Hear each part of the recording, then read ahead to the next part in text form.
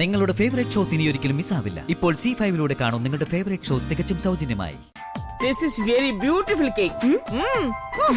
നിനക്ക് ഇത്രയ്ക്ക് നൈസായിട്ട് കേക്കൊക്കെ ഉണ്ടാക്കാൻ അറിയാന്നേ എനിക്കറിയത്തില്ലായിരുന്നു. ആ ബേട്ടി, നമുക്കൊരു കാര്യം ചെയ്താലോ? നമുക്കൊരു കേക്ക് കട്ടൊക്കെ തുടങ്ങിയാലോ? ആ അതിനിപ്പോ എന്താ, അമ്മ റെഡിയാണെങ്കിൽ ഞാൻ ഡബിൾ റെഡിയാ. ആ എന്നാ പിന്നെ ഞാൻ അവനോട് പറയട്ടെ. എന്തോന്നു? നമ്മളൊരു കേക്ക് കട്ട് തുടങ്ങുന്ന കാര്യം. ആ അതെ, വേണമെങ്കിലേ ആ റെസ്റ്റോറന്റ് ഭാഗത്തേ നമുക്കൊരു കേക്ക് കട്ട് തുടങ്ങാം.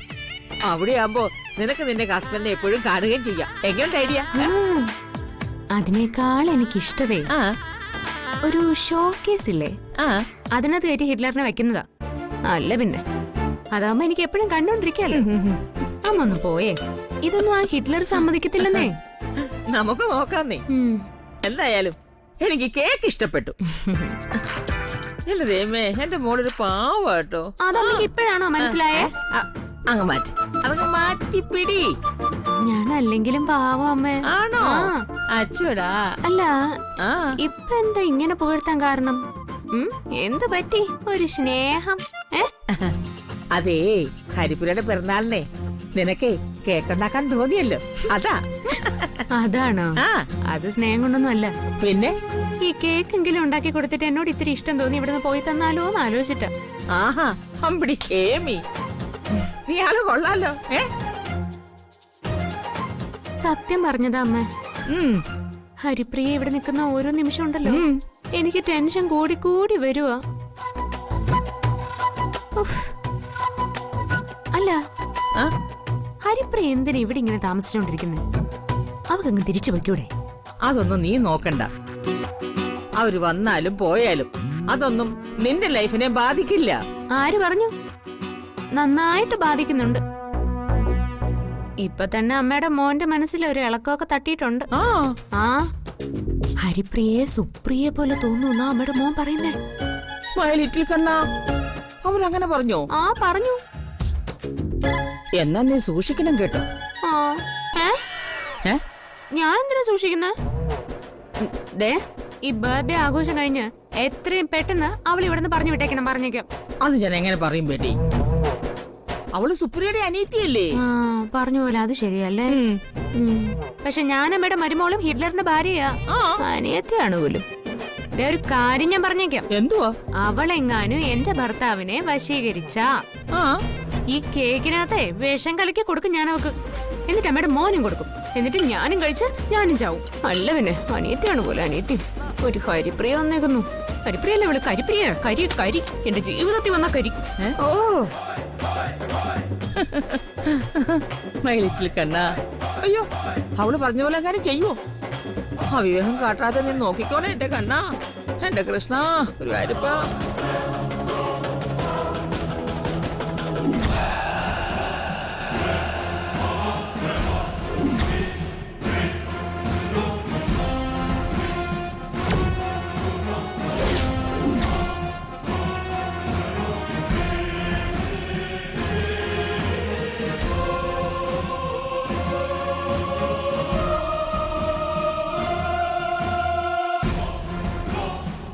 ഇവരാണ് ഈ കേക്കിൽ വിഷം ചേർത്തത്.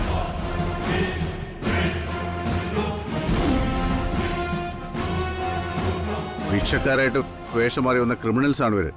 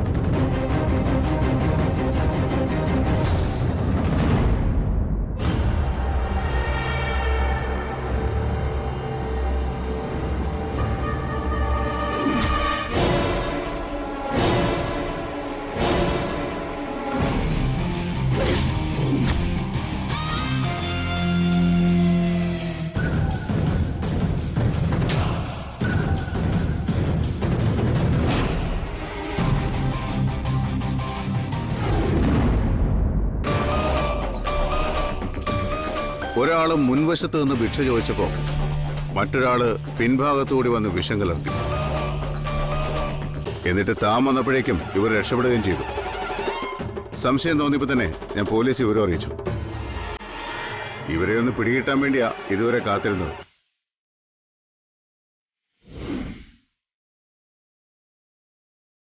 തിരുനെൽവേലിയിലേക്കുള്ള ബസ്സിൽ നിന്നാ ഇവരെയൊക്കെ പൊക്കിയത്. സാമ്പിൾ ഇന്ന് തന്നെ ലാബിലേക്ക് എത്തിക്കണം. ആ കേക്കെടുത്ത് വണ്ടിയിലേക്ക് പോയി. Yes sir.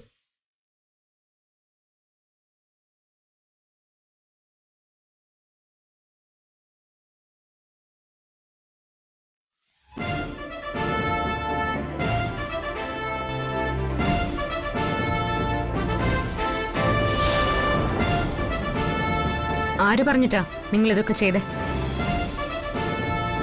പറയാൻ.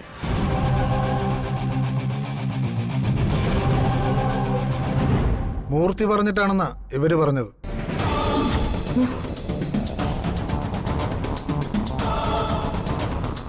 മൈജി പഴയ മൂർത്തിയാണോ?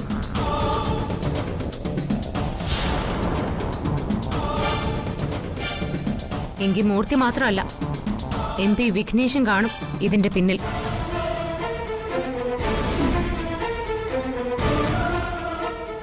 എന്തായാലും ഞങ്ങൾ ഇവരെ വിശദമായിട്ടൊന്ന് ചോദ്യം ചെയ്യട്ടെ.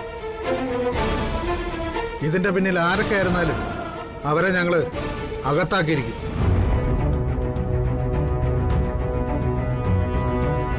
ഡൗൺലോഡ് ചെയ്യൂ C5 ആപ്പ്. കാണൂ എല്ലാ എപ്പിസോഡുകളും സൗജന്യമായി.